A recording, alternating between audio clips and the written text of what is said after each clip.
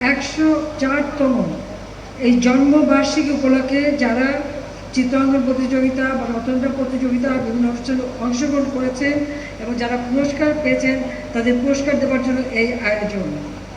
এবং এই সব একসাথে করার ফলে যেটা হচ্ছে যে সংখ্যা অনেক বেশি, 304 জন পুরস্কার পাবেন।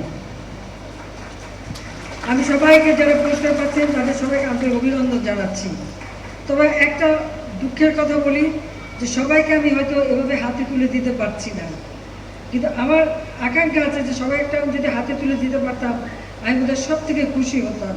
তবে প্রচণ্ড গরম, দিতে গেলে অনেক সময় লেগে যাবে, আপনারাও এই গরমের মধ্যে এসেছেন, কষ্ট হবে।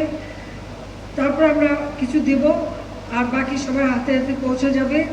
তবে আমি এটাকে বলবো যে যত দূরেই থাকি না কেন আমার এই ছোট্ট সোনামণিরা তার সবসময় তোমরা আছো আমার অন্তরে, তোমরা আমার অন্তরেই আছো, এটা আমি বলতে পারো। ঘোষণা দিয়েছিলাম ডিজিটাল বাংলাদেশ করবো, ডিজিটাল বাংলাদেশ করেছি। এখন আমাদের ঘোষণা 41 সালে বাংলাদেশ হবে স্মার্ট বাংলাদেশ। সেজন্য আমরা কম্পিউটার ল্যাব করে দিয়েছি স্কুলে, সেই সাথে কম্পিউটার ট্রেনিং এবং ইনকিউবেশন সেন্টার করে দেওয়া হয়েছে।